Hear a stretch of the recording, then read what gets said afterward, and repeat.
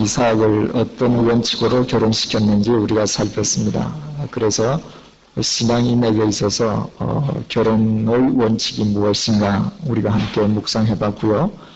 창세기 25장을 통해서는 이제 죽음을 앞둔 아브라함이 인생을 어떻게 마무리 짓는지, 매듭 짓는지 우리가 살펴봤습니다. 또 결혼한 이삭과 리브가가 어떤 마음으로 자식을 갖게 되는가, 어떤 마음 속으로 태 속에 있는 자식을 키웠는가 우리가 살펴봤습니다. 또 우리가 어떤 행위를 하든지 우리 행위의 결과가 이스마엘처럼 본류를 벗어난 행동이어서는 안 된다는 것도 우리 살폈습니다. 오늘 창세기 26장은요. 창세기 한 장 한 장이 중요하지 않은 것이 없습니다만은 이 26장도 우리에게 큰 교훈을 주는 장입니다.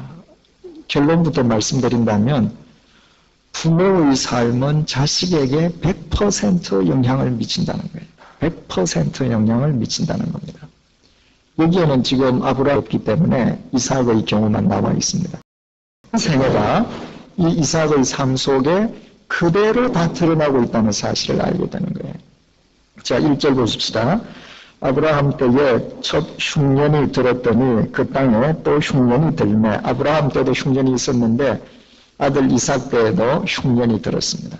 여러분 그 흉년 두 번 다 우리 공표를 해 두십시다. 하나님을 믿는 하나님의 백성에게도 흉년은 있습니다.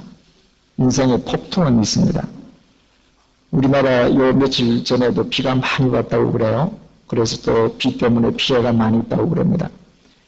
그런데 여러분들 다 아시겠습니다만 해마다 우리나라에 그 우기 6월부터 7월 말 8월 초까지 집중적으로 비가 쏟아지는데 그 비가 올 때마다 피해가 납니다. 그런데 비 때문에 일어나는 피해 액수는 그 집중호우 때문에 얻는 이득의 100분의 1도 안 된다는 거죠. 돈으로 따지면. 그때 비가 집중적으로 와야 1년 12달 수력 발전을 통해서 전기도 나오죠. 농사도 지을 수 있죠. 식수 해결되죠. 그렇기 때문에 우리에게 살아갈 때 우리에게 분명히 인생의 폭풍도 있고 흉년도 있습니다.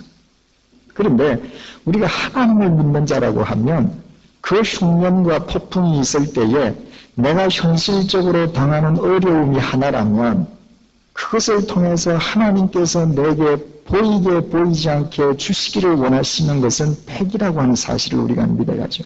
그것이 믿음의 사람입니다. 그런데 이 흉년이 들었을 때에 정말 결정적인 순간에 우리가 믿는 사람으로서 행동을 하는 것이 믿는 사람인데 이 흉년이 들었을 때에 이삭이 어떻게 했는가? 1절 아브라함 때에 첫 흉년이 들었더니 그 땅에 또 흉년이 들매 이삭이 그랄로 가서 블레셋 왕 아비멜렉에게 이르렀더니 이삭은 단 한 번도 이것이 하나님 앞에서 무슨 의미를 갖는 흉년인가? 내가 이 흉년을 통해서 하나님 앞에서 나를 어떻게 세울 것인가를 생각하지 않고 이 결정적인 순간에 그냥 그랄로 가버렸습니다. 그랄이라고 하는 것은 블레셋의 수도예요. 블레셋 땅으로 가버렸습니다.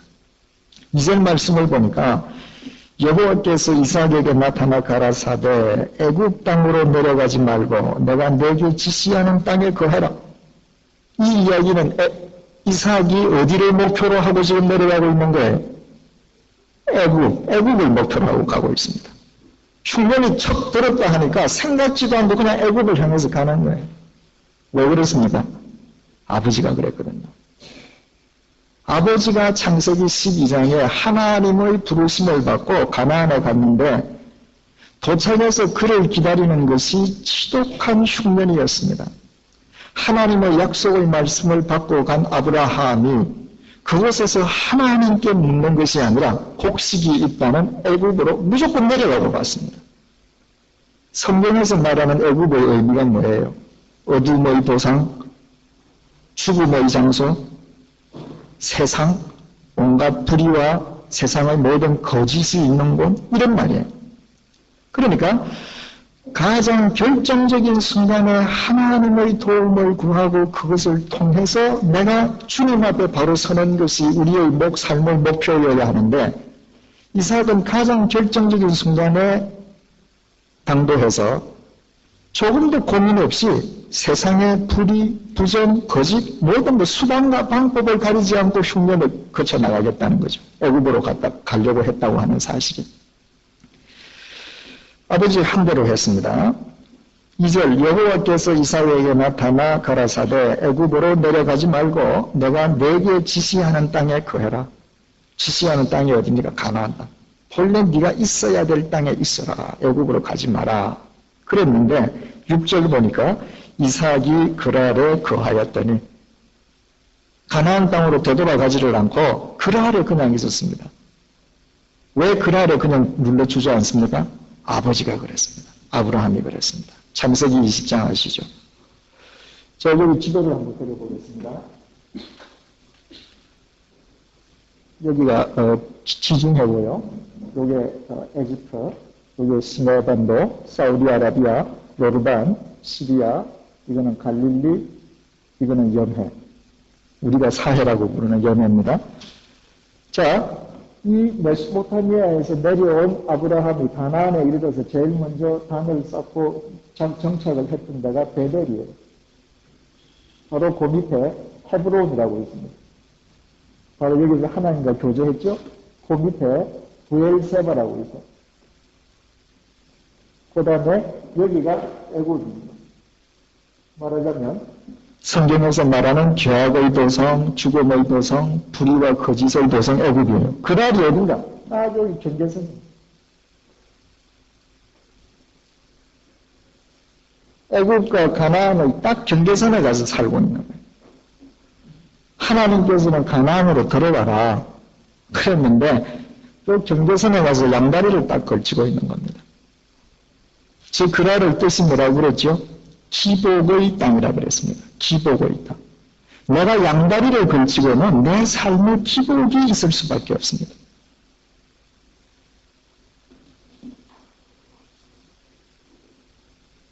지금 여기 있는 그랄 여기는 지금 팔레스타인 사람들이 살고 있는 가자 지구 다 거기죠, 여기가. 왜 하나님께서 가나안으로 가라고 하셨는데도 그랄에 거하는가? 아버지가 한 대로 하더라는 거예요. 아버지가 한 대로. 눈에 보이지 않는 하나님은 멀리 계시고 자기 눈으로 본 아버지는 가까이 계셨던 거예요. 그 아버지 한 대로 따라하는 겁니다.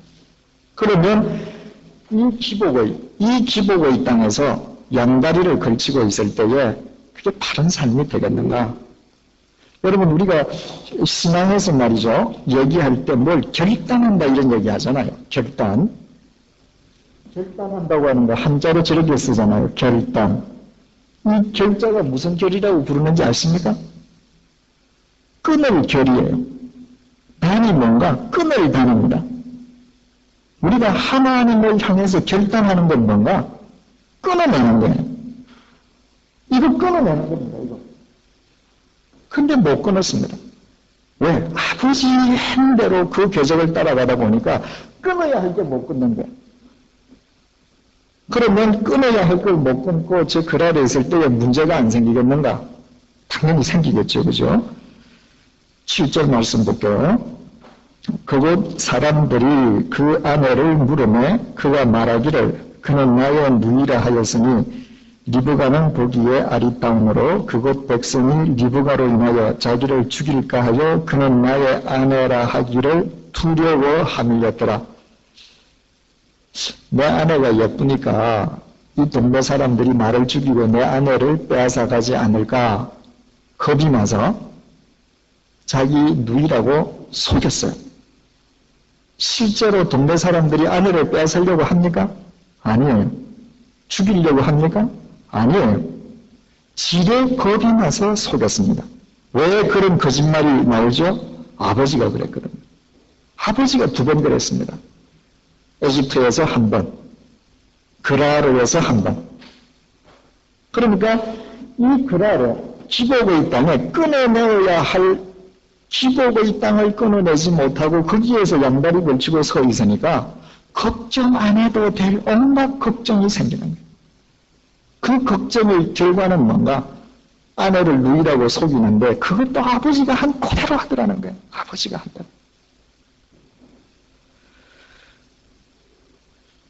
8절부터 11절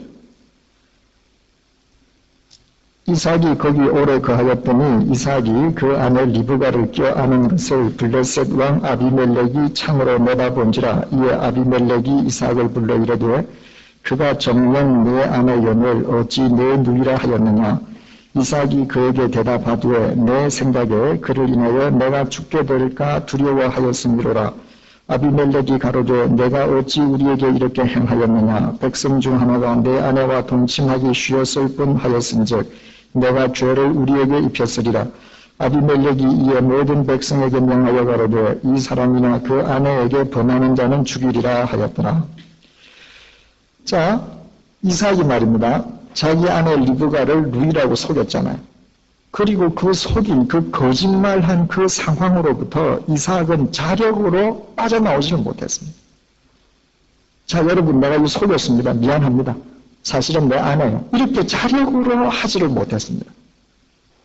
타력에 의해서, 하나님이 베푸신 은총에 의해서 그 그랄의 아비멜렉이 그를 결국 보호해 주므로 내 아내가 내 누이라고 속였던 그 창피스러운 상황에서 겨우 벗어날 수 있었어요. 왜? 아버지도 그랬거든요.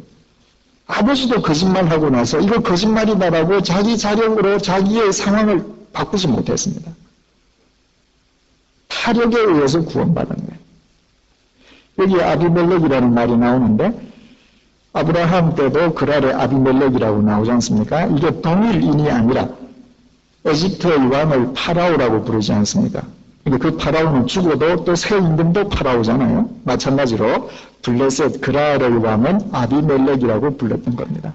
그러니까 아브라함 때의 아비멜렉은 옛날 왕이고 예전 왕이고 지금 이삭 때는 그 자식 때 왕이다. 이렇게 생각하면 쉽죠. 자, 보십시오. 아브라함이 살고 아브라함은 이미 죽었습니다. 그런데 아브라함의 삶이 자식의 삶 속에서 불행한 것이 결정적일 때마다 툭툭 튀어나옵니다. 결정적일 때 아버지의 모습이 툭툭 튀어나옵니다. 만약에 여기까지만 딱 성경이 기록하고 딱 끝났으면 우리는 이 절망이죠. 어떻게 무서워서 자식을 놓겠어요? 그렇지 않습니까? 그런데 성경이 계속이 됩니다.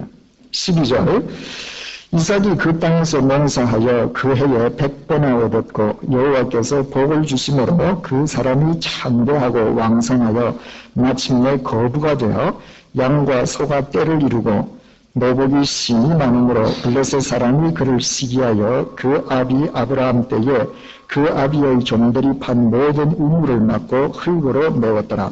아비멜렉이 이삭에게 이르되 내가 우리보다 크게 강성한즉 우리를 떠나가라. 이삭이 그곳을 떠나 그랄 골짜기에 장막을 치고 거기 우거하며 그 아비 아브라함 때에 팠던 우물들을 다시 팠으니 이는 아브라함 죽은 후에 블레셋 사람이 그 우물들을 메웠습니다.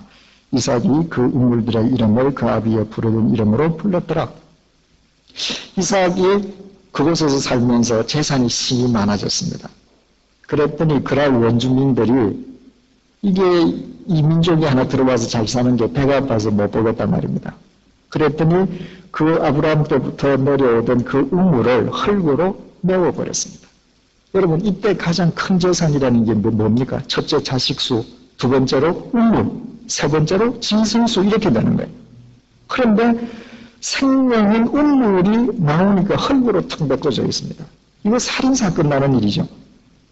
우리나라 시골에서도 비가 안 올 때에 농부들끼리 물길을 낫으로 좀 이렇게 돌려놓으면 낫을 들고 서로 짚고 싸우지 않습니까?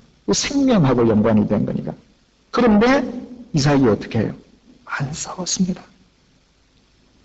아비멜렉이 불러서 너 여기서 좀 가주라 쫓아낼 때도 두말하지 않았습니다. 왜 그러죠? 아버지가 그랬거든요. 아버지가 아비멜렉에서 살 때 아비멜렉 군사들이 우물을 빼앗고 탈취하고 오만 못된 짓을 다 했습니다. 아브라함이 꼭 참고 다 당해줬습니다. 나중에 아비멜렉이 찾아올 때에 왔을 때 말이 나온 김에 말을 했을 뿐이지 싸우지 않았어요. 다 당해줬습니다. 이삭이 아버지가 했던 그 넓은 마음을 이삭이 고스란히 지금 받고 있는 거예요. 한 번인가? 아닙니다. 19절. 이삭의 종들이 골짜기에 파서 샘 근원을 얻었더니 그랄 목자들이 이삭의 목자와 다투어 가로되 이 물은 우리의 것이라 하며 이삭이 그 다툼을 인하여 그 우물 이름을 에색이라 했다. 또 팠는데 물이 나오니까 그랄 사람들이 와서 또 시비를 걸어요. 또 포기하고 갔습니다. 그걸로 끝인가? 아닙니다. 21절. 또 다른 우물을 팠더니 그들이 또 다투는 거로 그곳 이름을 신나라 했다. 세 번째 팠는데 와서 또 시비를 걸어요. 이삭은 또 양보해 줬습니다. 아버지 한 모습 그대로 하죠. 아버지가 롯하고 서로 같은 땅에서 살기 때문에 가축이 심이 많아져서 노비들끼리 서로 싸워요. 그때 어떻게 해요?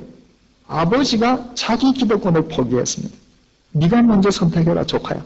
자기가 하나님께로부터 받은 땅임에도 불구하고 네가 오른쪽 선택하면 내 왼쪽하고 네가 왼쪽하면 내 오른쪽에 네가 해라. 기득권을 다 포기해줬습니다. 이삭이 지금 아버지 그 모습대로 지금 삽니다. 세 번씩 다 포기해줬습니다. 22절. 이삭이 거기서 옮겨 다른 우물을 봤더니 그들이 다투지 아니하였으므로 그 이름을 르호봇이라 하여 가로되 이제는 여호와께서 우리의 장소를 넓게 하셨으니 이 땅에서 우리가 번성하리로다 하였도다. 네 번째에 파고 나서 더 이상 시비를 걸지 아니할 때에 하나님께서 이제 이것을 나에게 주시는 것이구나 감사하면서 받았습니다. 그러면서 뭐라 그래요? 르호봇인데 장소를 넓게 했다. 이걸 다른 말로 표현하면 우리 교회 표하고 똑같죠. 지경을 넓히소서. 어떻게 지경이 넓혀지던가? 하나님께 전폭적으로 의뢰하는 삶을 삶으로. 세상의 것으로 일희일비하지 않는 삶으로. 철저하게 하나님의 법칙대로 나아갈 때 하나님께서 르호봇 지경을 넓혀주십니다. 자, 이삭이 만약에 아브라함의 아들로 안 태어났더라면 이 그랄의 군사들이 와서 세 번씩 이렇게 나쁜 짓을 할 때에 지금 여기 보셔요. 노복이 심이 많다 이렇게 되어 있거든요. 이때에 전부 다 이게 무슨 국가가 형성되기 전이기 때문에 조그마한 뭐 도시나라 아니면 부족 국가 이래. 그러면 이삭도 자기 노복들을 데리고 얼마든지 싸울 수 있습니다. 아브라함이 어떻게 해요? 소돔과 고모라에 있는 롯이 잡혀서 갔을 때에 자기 집에서 기른 자 300몇 명을 데리고 가서 그거 다 구해오지 않습니까? 이 당시는 그럴 때란 말이죠. 그런데 싸우지 않고 아버지가 했던 대로 했습니다. 또 23절 이삭이 거기서부터 브엘세바로 올라갔더니 그 밤에 여호와께서 그에게 나타나 가라사대 나는 내 아비 아브라함의 하나님이니 두려워 말라. 내 종 아브라함을 위하여 내가 너와 함께 있어 너에게 복을 주어 내 자손으로 번성케 하리라 하신지라. 이삭이 그곳에 단을 쌓아 여호와의 이름을 부르고 거기 장막을 쳤더니 그 종들이 거기서도 우물을 받더라. 25절에 그곳에 단을 쌓아 공표하십시다. 단을 쌓아. 그저 하나님께서 주시는 은혜가 확인이 될 때마다 단을 쌓는 사람이 됩니다. 아브라함이 그랬습니다. 아버지가 그랬습니다. 아버지가 어디 가서든지 하나님의 은혜가 기억날 때 이것이 하나님의 은혜라고 확인될 때 아브라함은 단을 쌓던 사람이에요. 단을 쌓았습니다. 25절 제일 뒤에 보면 거기서도 우물을 팠더라 이렇게 되어 있잖아요. 일단 우물을 팠더라 거기다 공표를 한번 해놓으십시다. 우물을 팠더라 공표를 해놓고 뒤에 가서 우리 그 의미를 보기로 하십시다. 26절 아비멜렉이 그 친구 아호삿과 군대장관 비골로 더불어 그랄에서부터 이삭에게로 온지라. 아비멜렉이 이삭을 쫓았던 사람이죠. 네 너무 잘 산다. 우리 동네에서 살지 말고 좀 가주라 하고 쫓았는데 아비멜렉이 자기 옆에 있는 신하들을 데리고 찾아왔습니다. 27절 이삭이 그들에게 이르되 너희가 나를 미워하여 나로 너희를 떠나가게 하였거늘 어찌하여 내게 왔느냐. 그들이 가로되 여호와께서 너와 함께 계심을 우리가 분명히 보았으므로 우리의 사이 곧 우리와 너의 사이에 맹세를 세워 너와 계약을 맺으리라 말하였노라. 아비멜렉은 하나님을 모르는 사람인데 이삭이 사는 모습을 가만히 보니까 너 정말 하나님은 살아있다. 너를 통해서 역사하신다. 그럼 나하고 화친해야 되겠다. 이삭이 왜 어떻게 이런 삶을 살았습니까? 아버지가 그렇게 살았거든요. 아버지 사는 모습을 보고 아비멜렉이 찾아와서 너 보니까 진짜 여호와가 살아있네. 우리 화친하자 이랬습니다. 그 이삭이 아버지 산 그대로 지금 삽니다. 29절 너는 우리를 해하지 말라. 이는 우리가 너를 범하지 아니하고 선한 일만 너에게 행하며 너로 평안히 가게 하였음이니라. 이제 너는 여호와께 복을 받은 자니라. 이삭이 그들을 위하여 잔치를 베풀매 그들이 먹고 마시고. 자, 누가 잔치를 베풀어 줘야 해요? 아비멜렉이 잔치를 베풀어 줘야 해요. 왜? 자기 군사들이 이삭의 음부를 3번씩이나 해꾸지했거든요. 그리고 아비멜렉 자기가 쫓아냈습니다. 자기가 쫓아내고 자기 신하들이 음부를 메꾸는 그런 해꾸지를 한 상대를 찾아가서 화친하자라고 하려면 자기가 예물을 들고 가야 합니다. 그런데 이삭은 거기에서 그래 네가 나한테 머리 숙이고 항복해라 이게 아니라 자기의 것으로 전부 잔치를 베풀어 줬습니다. 왜 그래요? 아버지가 그랬거든요. 아버지가 못된 짓 하던 아비멜렉 군사의 그 대표인 아비멜렉이 왔을 때에 조금도 따지지 않고 아버지가 다 대접을 해줬습니다. 이삭이 아버지 하신 대로 하는 겁니다. 31절 말씀 보면요. 아침에 일찍 일어나 서로 맹세한 후에 이삭이 그들을 보내매 그들이 평안히 갔더라. 평안히 갔더라. 이 평안히 갔더라고 하는 이 히브리어 원문은 말입니다. 그들이 행복하게 돌아갈 수 있도록 이삭이 해주었다 이렇게 되겠습니다. 자기에게 해꾸지한 자가 잘못했다고 머리 숙이고 올 때에 머리를 한 대 꿀밤주고 자기가 더 높은 자리에 앉는 것이 아니라 그들을 진정으로 섬겨서 행복하게 만들어줬습니다. 그리고 돌려보냈습니다. 어떻게? 아버지 본받고 하는 거예요. 아버지가 그대로 했거든요. 32절 그날에 공표하십시다. 그날에 이삭의 종들이 자기들의 판 우물에 대하여 이삭에게 와서 고하여 가로되 우리가 물을 얻었나이다. 물을 얻었나이다 공표를 하고 25절에 아까 우물을 팠더라 하는 거하고 연결을 해 놓으십시다. 이삭의 종들이 또 새로운 우물을 팠는데 언제 물 근원에 닿았는가? 언제 물이 터지기 시작했는가? 내가 미워할 수밖에 없는 사람이 나한테 잘못했다고 머리 숙이고 올 때 그를 행복하게 섬겨주고 났더니 그 적시로 물이 터졌습니다. 왜? 하나님께서 믿으시는 사람이거든요. 이런 사람에게는 얼마든지 줘도 또 사람 섬길 테니까. 자기 혼자 안 할 테니까. 그날 밤에 터졌다는 겁니다. 그러니까 여러분 우리가 성경을 읽을 때 이런 구절, 이런 부분들을 잘 보고 줄로 연결시켜가면 참 성경이 놀라운 겁니다. 하나님께서 정말 우리의 삶을 어떻게 책임지시는지, 우리가 어떻게 하나님을 책임지신 속에 있을 수 있는지 성경은 그 원칙을 다 가르쳐주고 있단 말이죠. 자, 물이 터졌습니다. 33절 그가 그 이름을 세바라 한지라. 그러므로 그 성읍 이름이 오늘까지 브엘세바더라. 브엘세바가 뭡니까? 맹세의 우물이라는 말입니다. 우물이 터지니까 이거는 맹세의 우물이다. 결국 그게 뭐예요? 나는 하나님 뜻대로 살기를 맹세하는 사람이다. 난 하나님 뜻대로 살 것을 맹세한다. 왜 브엘세바라고 지어요? 아버지가 그 이름을 썼거든요. 아버지가 우물을 파고 브엘세바라 했습니다. 그러니까 이삭이 그대로 하는 겁니다. 자, 여러분 우리가 26장 개괄적인 것들을 지금 살폈는데 아브라함의 한평생 중에서 장점, 단점, 고스란히 이삭을 통해서 다 드러났습니다. 우리가 3가지 교훈을 얻게 됩니다. 3가지 교훈을 얻습니다. 첫째는요, 부모인 나는 오늘 내 자식의 내일을 사는 거라는 겁니다. 내가 사는 건 나 혼자 사는 거 아니에요. 나 혼자 살고 죽는 것으로 끝나지 않습니다. 내가 오늘 어떻게 사느냐에 따라서 내 자신 내일의 모습이 결정됩니다.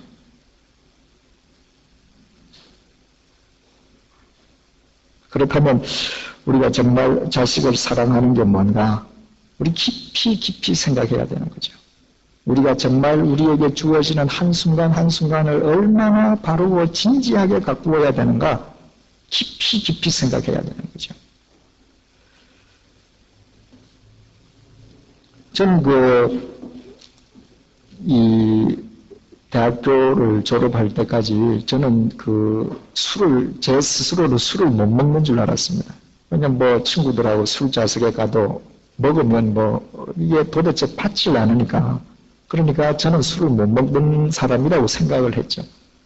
그런데 졸업과 동시에 외국인 회사에 취직을 했는데 6월 달에 졸업인데 그 전 이제 12월 1일부터 근무하게 된 겁니다. 그런데 이 외국인 회사가 12월 24일까지 12월 1일 날 입사를 했는데 12월 24일까지 밤마다 파티가 있어요. 12월 1일은 신입생 환영회 파티부터 시작해서 매일 술을 주는데 그 24일 동안에 이 술 은사가 개발이 돼버린 거예요. 12월 24일 크리스마스 파티를 하는데 이 밑빠진 독이 된 거예요. 24일 만에. 저희 아버님이 그랬습니다. 저희 아버님이 밑빠진 독입니다. 얼마나 술을 많이 드셨는지요.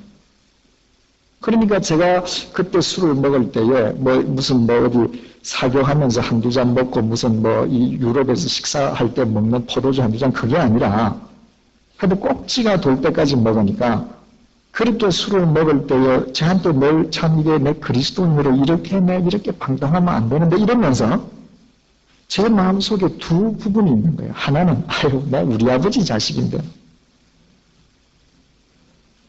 우리 아버지가 그렇게 술 드셨는데 그러니까 그렇게 제 생활을 정당화시키는 한 부분이 있는 겁니다.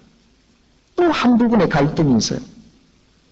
아버님께서 그렇게 사시다가 제가 국민학교 5학년 되던 해에 예수님을 영접하시고 하루아침에 끊어버렸습니다.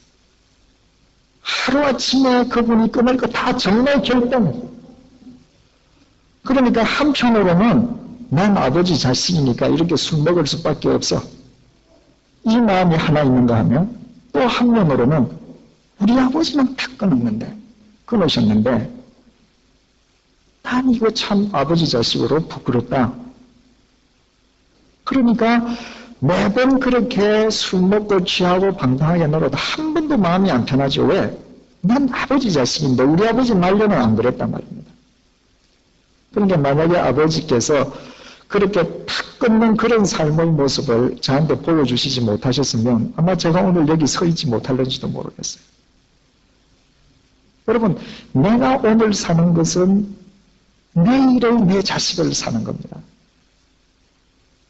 여러분들 자식들 보면 아시죠? 여러분들 무섭게 닮는 거 아시죠? 그러면 우리가 알 수 있잖아요. 내가 하는 거는 그저 나의 나쁜 습관, 나의 품성, 나의 무슨 여러 가지 사고 이런 것만 자식이 닮는 것이 아니라 우리가 기성세대로서 이 사회에서 내가 어떻게 살아가느냐에 따라서 내 자식의 삶의 질이 결정된다. 이까지 우리는 적용할 수 있습니다. 여러분 한번 생각을 해보셔요.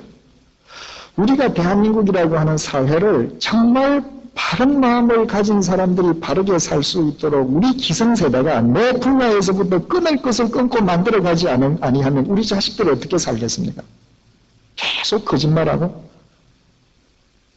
장사하는 사람들은 전부 다 탈세하고 그 당연한 듯이 여기고 부정한 돈이 오고 가고 그렇게 우리 자식들 클 거 아니에요. 하나님께서 나한테 맡겨주신 자식이 내가 만들어 놓은 사회에서 평생 거짓말쟁이로 살다가 하나님 나라 간다. 끔찍한 얘기죠. 그러니까 내가 그리스도 앞에서 내 개인의 삶을 바로잡는 것뿐만 아니라 한국에 1천만 그리스도인이 있다고 하면 이 1천만 그리스도인들이 우리가 발붙이고 있는 그 일터, 그 장소에서부터 정말 정의를 구현해가야 된다. 그것이 우리 자식들에게 가장 바른 삶을 살게 해주는 선물이 되는 거죠. 두 번째로 우리가 얻을 수 있는 교훈은요. 자, 첫 번째 뭐라고 말씀드렸느냐 하면 부모인 나는 오늘 내 자식의 내일을 살고 있는 것이다. 그렇죠? 그런데 두 번째에 더 중요한 것은 자식은 그 자식이 태어나기 전에 나도 닮고 태어난다는 겁니다. 보세요. 이삭이 흉년이 들자마자 애굽으로 가려고 가방 들고 나왔죠. 그리고 그 아래 주저앉았죠. 그 아래 가서 아내를 누이라고 속였죠. 그때 자기 아버지가 그 짓 할 때는 이삭이 태어나기 전입니다. 이삭은 본 적도 없습니다. 그런데 그대로 하더라는 겁니다. 그대로 하더라는 거예요. 여러분들 뭐 여기 결혼하는 분들 계시는데 난 뭐 결혼하면서부터 바르게 살지. 아닙니다. 지금 여러분들의 모습을 나중에 자식들이 다 그대로 타고나는 겁니다. 지금 여기 성경이 그렇게 보여주고 있잖아요. 히브리서 7장 9절로 10절 보면요. 한번 잘 들어보십시오. 이런 말이 있습니다. 그 사도 바울이 그 11조에 대해서 얘기를 하면서 이렇게 얘기를 했어요. 또한 10분의 1을 받는 레위도 하나님께서 레위 지파에게 10분의 1을 바쳐라. 그래서 레위 지파가 10분의 1을 받는데 또한 10분의 1을 받는 레위도 아브라함으로 말미암아 10분의 1을 바쳤다 할 수 있나니 이는 멜기세덱이 아브라함을 만날 때에 레위는 아직 자기 조상의 허리에 있었습니다. 이게 무슨 말이냐면요. 아브라함이 소돔과 고모라에서 자기 조카가 잡혀갔을 때에 가서 다 이제 찾아오지 않습니까? 그랬더니 소돔과 고모라 임금이 이 재산 다 너 해라. 그렇게 나 안 한다. 난 네가 나를 부자 만들어줬다고 해서 하나님 영광 가릴까 봐 안 한다. 그 대신 11조는 하나님께 바친다. 그리고 멜기세덱에게 바쳤습니다.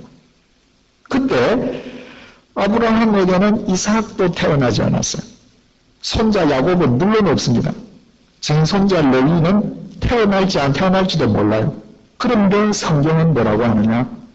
아브라함이 멜기세덱에게 11조를 바칠 때 레위도 증손자인 레위도 아브라함의 허리 속에 몸 속에 그때 같이 존재하고 있으면서 같이 바쳤다. 그리고 우리가 생물학적으로 얘기하면 아이가 어떻게 납니까? 남자의 정충이 여자의 난자와 만나서 되잖아요. 몸에서 나가요. 이걸 유전인자학적으로 설명하면 어떻게 돼요? 내가 결혼하기 전에 내의 모든 성품 그것이 유전인자로 자식에게 고스란히 넘어간다. 이 얘기하는 겁니다. 성경이. 그래서 우리가 혼자 살 때 결혼하기 전에 독신일 때에도 우리의 삶을 정말 바르게 가꾸어야 할 것은 그 삶도 자식이 타고나더라고요. 제가 예전에 청년 때 그 무슨 행동을 하면 말입니다.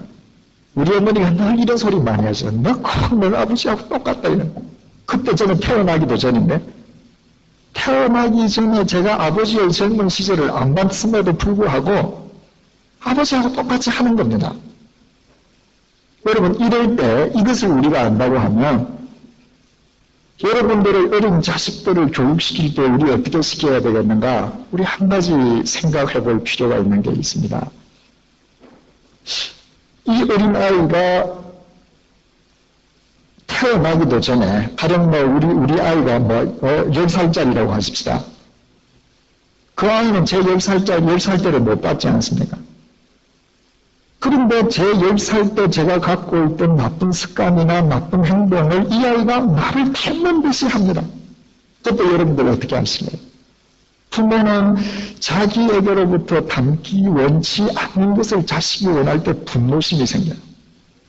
그래서 자식을 더 막 다룹니다. 야단치고 매력까지 가르치려고 합니다. 고쳐집니까? 안 고쳐집니다.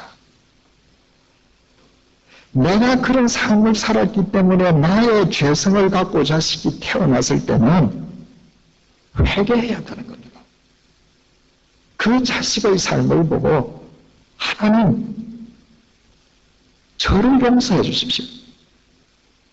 그리고 앞으로 저 자식이 주님을 섬기는 나의 중심을 닮아가도록 책임져 주십시오. 먼저 내가 회개해야 되고요, 하나님 앞에서. 더 중요한 것은 자식에게 회개할 수 있어야 합니다. 자식에게. 이때 지금 아브라함은 죽고 없습니다. 근데 만약 이때 아브라함이 살아있었다고 하면 어떻게 하겠습니까? 이삭을 불러다 놓고 이놈 너 애비 담지 말라는 거는 다 담고 뭐 이러고 연한 쳤겠습니까? 아마 분명히 아브라함은 회개하고 이삭에게도 회개했을 것입니다. 왜? 그것이 성경의 원칙입니다. 나중에 우리 구역 성경 공부할 때 빌레몬서에 가서 보면 아시겠습니다만은 빌레몬서라고 딱 한 장짜리 책이 하나 있는데 그 요지가 뭡니까? 바울이 로마 감옥에 갇혀 있는데 오네시모라고 하는 사람을 만났습니다. 오네시모라고 하는 사람은 빌레몬의 종이에요. 그런데 주인의 돈을 훔쳐서 도망온 겁니다. 그 당시에 로마에는 노예 제도가 있던 사회이기 때문에 노예가 도망가면 무조건 사형해. 사형 안 시키면 이거는 그 노예 제도 자체가 유지가 안 되니까 말이죠. 그런데 이 오네시모가 도망을 전전하다가 다른 죄목으로 잡혀서 감옥에 들어왔다가 사도 바울을 그 방에서 만났습니다. 그리고는 엄청난 자기의 비밀을 고백한 거예요. 나는 본래 빌레몬 집에 노예인데 도망한 사람입니다. 그것만 해도 위대한 거 아닙니까? 그죠? 바울에게 고백했다고 하는 것은 바울을 통해서 하나님 앞에 고백한 거잖아요. 그럼 우리 같으면 어떻게 하겠습니까? 네 잘했다. 하나님께서 용서하셨다. 그런데 사도 바울은 뭐라 그랬는가? 네가 빌레몬을 찾아가라. 네 주인을. 그 사람한테 가서 회개해라. 아무도 안 보는 데서 하나님 앞에서만 회개하는 거 이거 의미 없다. 네가 가야 된다. 네가 가서 그 사람 앞에 회개해야 네가 그런 짓 또 안 한다. 그게 보내는 겁니다. 그러면서 빌레몬한테 편지를 써요.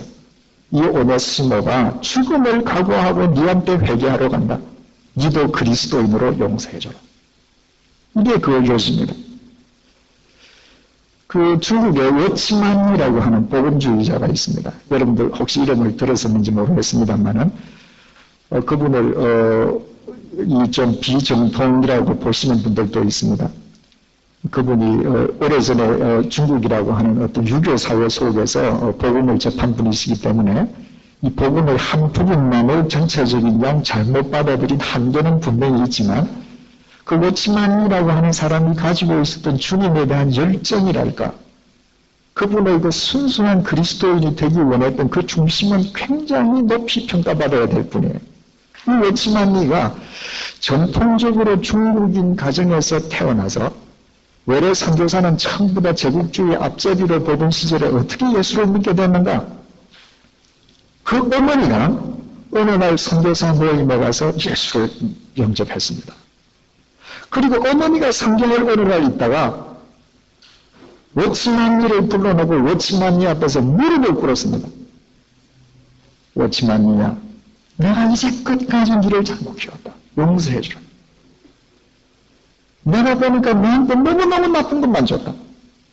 용서해주라.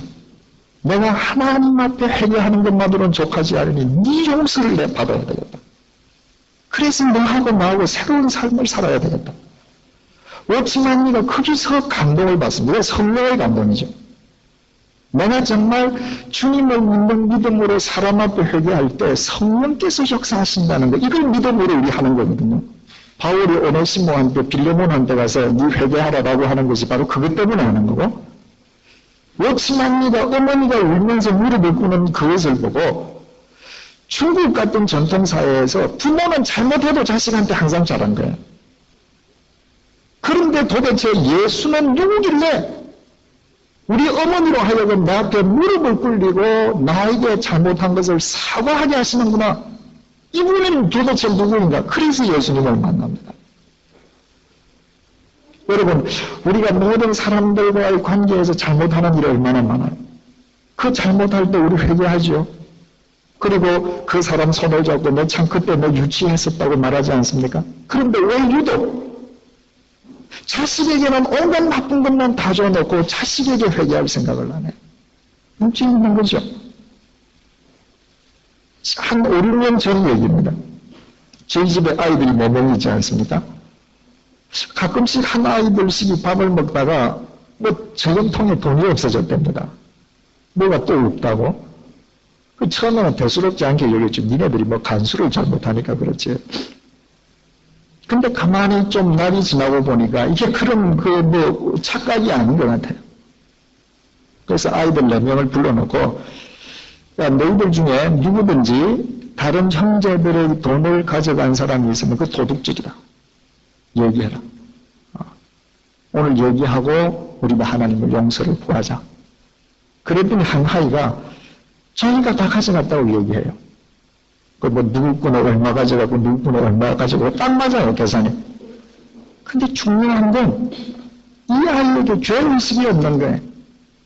남의 것을 가져가 놓고도 도둑질을 했다고 이것이 크면 정말 도둑놈이 될 수 있다는 의식이 없는 겁니다. 그런데 그 아이를 보는 순간에 뭐가 제 앞에 스크린에 확 드러나는가? 제가 어릴 때 저희 누님들 돈 숲에 훔쳤습니다. 저하고 같은 세대를 사신 분들은 아시겠지만은 그때 시골에서는 말입니다. 가게에 가면 무슨 애들이 사탕 몇 개를 주인 모르게 훔쳐오는 거를 자랑거려요. 많이 훔쳤습니다. 죄의식 없이 훔쳤습니다. 내 애는 내 걸 타고난 거예요. 내가 예전에 누님돈 도둑질하고 사탕 도둑질할 때 아무런 죄의식 없이 그럴 때 한 나의 죄성을 내 자식이 타고난 겁니다. 그 자식을 내가 야단친다고 고치겠습니까? 제가 아이한테 매를 주고 저를 때리라고 했습니다. 못 때리죠? 또 때려야 된다. 때려야 해결되는 거다. 아이가 흥흥 울면서 때렸습니다. 때리기 전에 아빠 나 죽어도 다시는 이런 짓 안 할 테니까 나쁜 줄 알았으니까 아빠만 안 때리게 해달라는 겁니다. 때려야 된다. 네가 때려야 된다. 이건 아빠 잘못이니까 때려야 된다. 제가 맞고 나서 정말 외침한 이 어머니처럼 제 자식 앞에서 무릎을 꿇었습니다. 얘야, 내가 너한테 나쁜 거 줘서 그렇다. 내가 오늘 하나님 앞에도 회개하고 내 나쁜 걸 타고난 자식이 네 앞에서도 회개한다. 아빠 용서해 줄래? 엉엉 울면서 용서한다 그랬죠. 제가 지금은 이렇게 얘기하지만 저도 엉엉 울었습니다. 성령께서 역사하시는데요. 그 아이의 중심을 그 순간 잡아주는 겁니다. 그리고 그 이후로 지금까지 아이들이 훨씬 더 컸죠. 무슨 아이들 무슨 돈 이런 거 없어지는 데가 없습니다.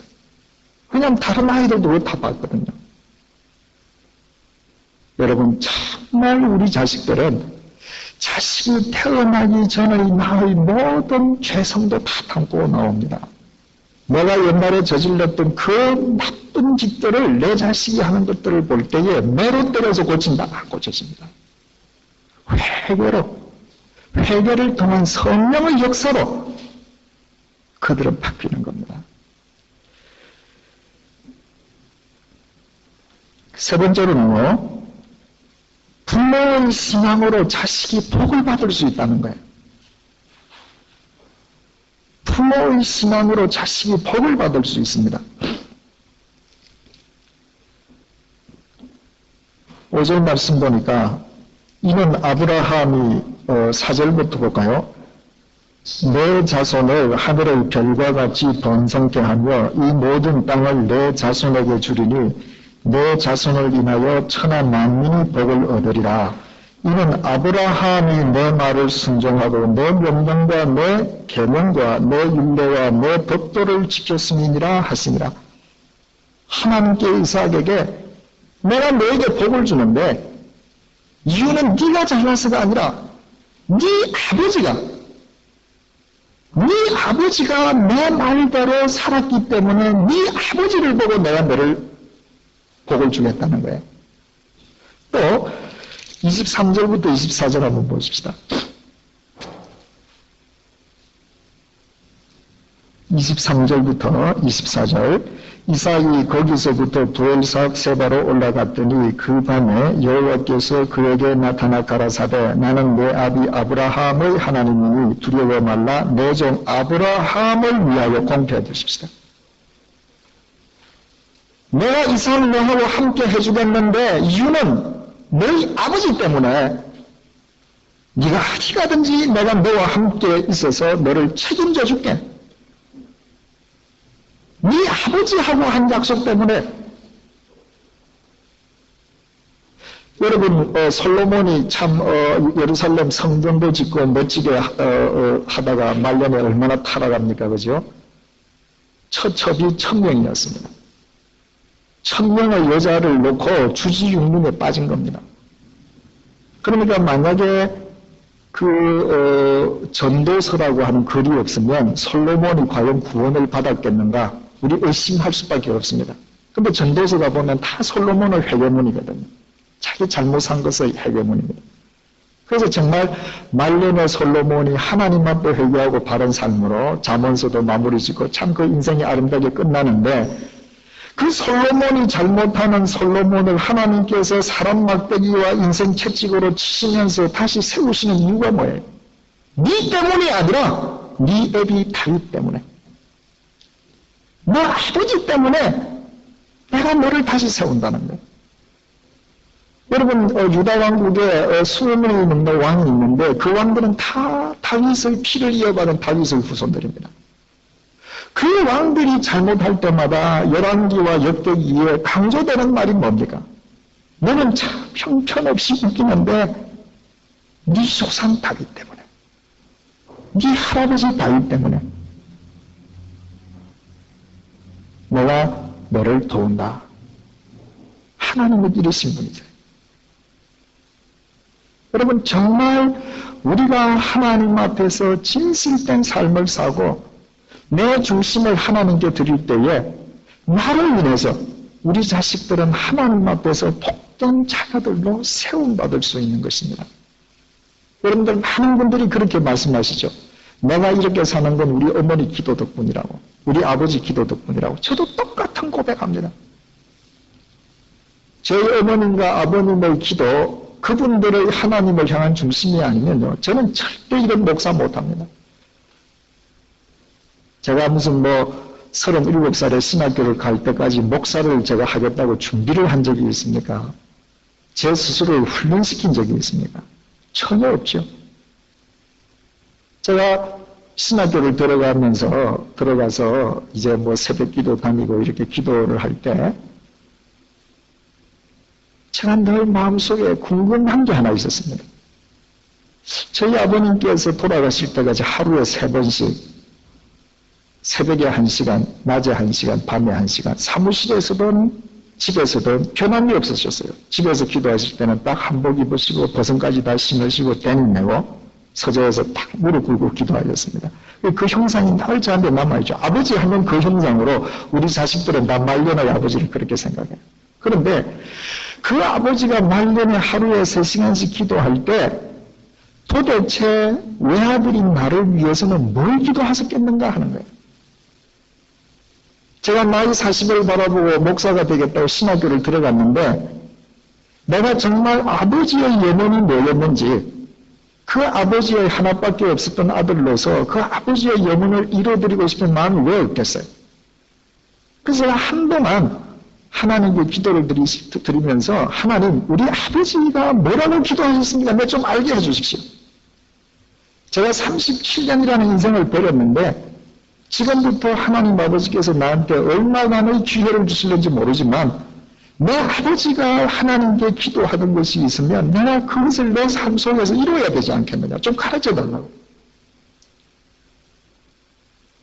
그날도 새벽에 기도를 드리다가 제가 깜빡 졸았습니다. 근데 제가 부산에서 살던 그 2층 방의 서재에 아버지가 늘 기도하시던 그 방에 제가 탁 가 있는 거예요. 제 앞에서 아버지가 기도하고 옛날 모습 그대로예요.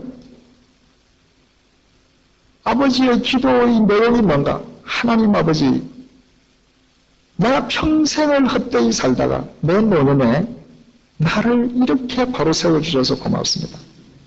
난 정말 내 예생을 다 바쳐서 주님을 위해서 살고 싶은데 난 이미 늦었습니다. 내 자식을 목사시켜 주십시오. 하나님께서 그런 모습을 보여주셨습니다. 그런 아버지, 어머니의 믿음과 기도의 덕분으로 제가 매일매일 살 수 있는 겁니다. 그러지 않고 불과 10몇 년 전까지 형편없는 인간이었던 제가 어떻게 여러분들 앞에 이러고 설 수 있겠어요?